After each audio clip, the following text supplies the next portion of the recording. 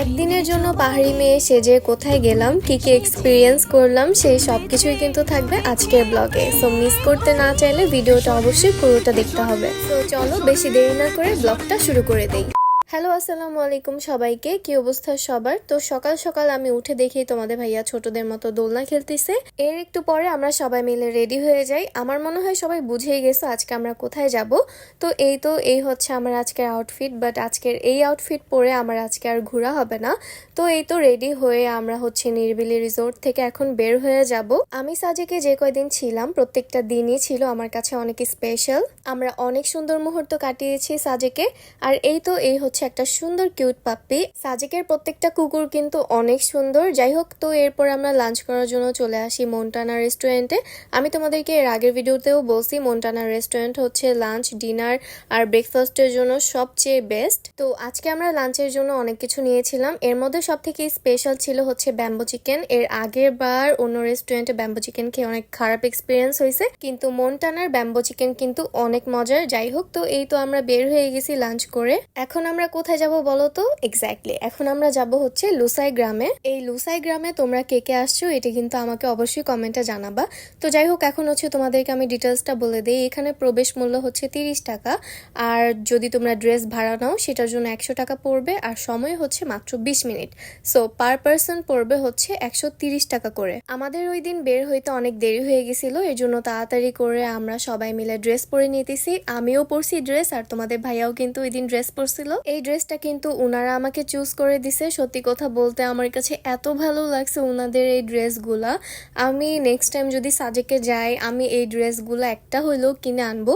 তো আমাকে স্কার্টের মতো কি যেন একটা পরাই দিল, এরপর হচ্ছে আমাকে গলায় মালাও দিয়ে দিছে।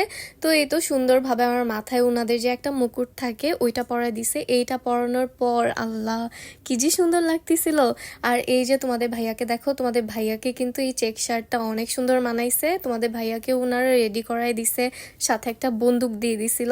তো আমার রেডি হওয়া ডান। আমাকে কেমন লাগতেছে অবশ্যই কমেন্টে জানাবা। আসলে পাহাড়ি মেয়ে সাজার প্রথম এক্সপিরিয়েন্সটা আমার কাছে এত ভালো ছিল, জাস্ট অ্যামেজিং ছিল। তোমরা যদি অনেকে মিলে যাও আই এম শিওর তোমাদের কাছে অনেক ভালো লাগবে। এই পাহাড়ি ড্রেস পরে তো আমি একদম খুশিতে আত্মহারা হয়ে গেছি, আর আত্মহারা হয়ে আমি নাচা শুরু করছিলাম। যাই হোক, এখন চলো এই ভিলেজের ভেতরে যাওয়া যাক। এটা হচ্ছে লুসাই গ্রাম। প্রথমেই লুসাই গ্রামে যাওয়ার জন্য সিঁড়ি বেয়ে নামতে হয়, আর সিঁড়ির পাশেই উনাদের ঐতিহ্যবাহী অনেক কাহিনী লেখা থাকে। এই যে দেখতেছো সামনেই অনেক কিছু লেখা।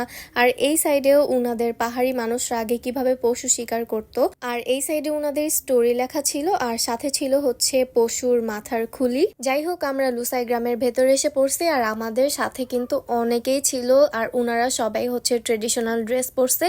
তো ভেতরে যাইতেই এখানে দোলনা থাকে একটা, আর দোলনা দেখলে তো আমার একদম হুশই থাকে না। তো সুন্দরভাবে আমি দোলনায় বসছি, আর তোমাদের ভাইয়াকে বলছি ধাক্কা দিতে। ওই যে দেখো তোমাদের ভাইয়ার হাতে কিন্তু বন্দুক ছিল, ওইটা নিয়ে আবার অনেক দুষ্টামি করতেছিল।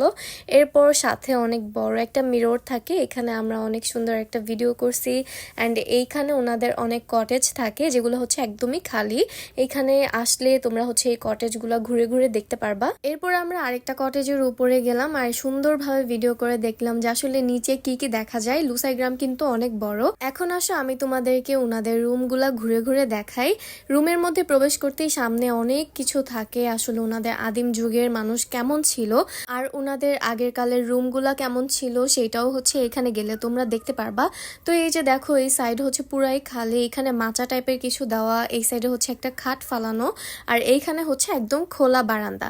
এটা কিন্তু অনেক উপরে, সামনে কিন্তু কোনো কিছুই দেওয়া নাই। যদি একবার পা পিছলে যায় আমি একদম শেষ। যাই হোক, খুবই সাবধানতার সাথে হচ্ছে তোমাদের ঘুরে ঘুরে দেখতে হবে। আসলে এত নড়বড়া ছিল, আমি অনেক ভয় পাইতেছিলাম, তার জন্য তোমাদের ভাই আমার পাশে পাশে ছিল। এটা হচ্ছে ওনাদের আরেকটা বারান্দা, এইখান থেকে ভিউটা কিন্তু অনেক সুন্দর আসছিল।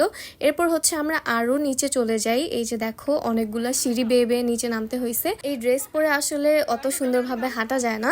যাই হোক, তো আমরা এইখানে দু একটা আপু এখানে যে পাহাড়ি নাচগুলা থাকে ওইগুলা ট্রাই করতেছিলাম। এত ভালো লাগছে, আর ওই দিন এত মজা করছি আমরা সবাই মিলে। আমরা যে বলছিলাম আমরা অনেকে মিলে হচ্ছে সাজেকের গাড়িতে গেছিলাম, ওনাদের সাথে হচ্ছে আমরা অনেক সুন্দর সুন্দর নাচ করি। আর এদিক দিয়ে তোমাদের ভাইয়া আর আরেকটা ভাইয়া বন্দুক দিয়ে খেলা করতেছিল। যাই হোক অনেক ফান হয়েছিল ওই দিন। আর এদিক দিয়ে হচ্ছে আমরা 5 জন মিলে পাহাড়ি নাচ ট্রাই করতেছিলাম। আমি জানি না কেমন হয়েছে, পাহাড়ি নাচ এরকম হয় কিনা। আসলে অনেক মজা হয়েছে ওই দিন, আমরা সবাই মিলে অনেক ফান করছি। যাই হোক নাচানাচি করার পর আমি আবার দোলনা খেতে বসে যাই। আসলে লুসাই গ্রামের ভেতরে অনেক দোলনা দেওয়া থাকে যেখানে তোমরা বসে দোলনা খাইতে পারবা।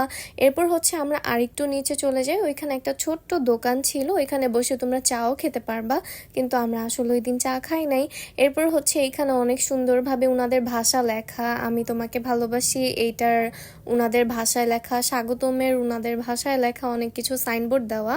তো এই তো আমি আর তোমাদের ভাইয়া আমাদের দুজনকে যে কি কিউট লাগতেছিল, আমরা পাহাড়ি হলে মনে হয় অনেক ভালোই হইতো। আমার সব থেকে ভালো লাগছে আমার মাথায় যে মুকুটটা ছিল, আমার ড্রেসটা, আর তোমাদের ভাইয়ার হাতের বন্দুকটা, সবকিছু মিলিয়ে জাস্ট একটা হ্যাভেন ছিল ওই দিন। মানে আসলে অনেক ভালো লাগছে, আমরা সবাই অনেক এনজয় করছি। আই থিঙ্ক তোমরা যদি যাও তোমরাও অনেক ফান করতে পারবা। আরেকটা কথা, পাহাড়িদের ড্রেস কিন্তু অনেক মোটা মোটা থাকে, ওই দিন আমাদের আসলে সবারই অনেক গরম লেগে গেছিল। যাই হোক এরপর হচ্ছে আমরা সাজেকের যে 0 পয়েন্ট আছে ওইখানে এসে আমরা হালকা একটু রং চা খাই সবাই মিলে। রং চা খেয়ে ওই দিন আমরা সন্ধ্যার নাস্তাও সাজেকের 0 পয়েন্ট থেকে করি। তোমরা জানো সাজেকের 0 পয়েন্টে হচ্ছে অনেকে স্ট্রিট ফুড বসে, তো ওই দিনও আমরা হচ্ছে স্ট্রিট ফুড খেয়ে দেন হচ্ছে আমরা রাতে চলে যাই নিরিবিলি রিসোর্টে। সো আজকের ভিডিওটা এই পর্যন্তই। আশা করছি আজকের ব্লগটা তোমাদের কাছে অনেক ভালো লাগছে। ভালো লাগলে অবশ্যই শেয়ার করে দিও। সবাইকে আল্লাহ হাফেজ।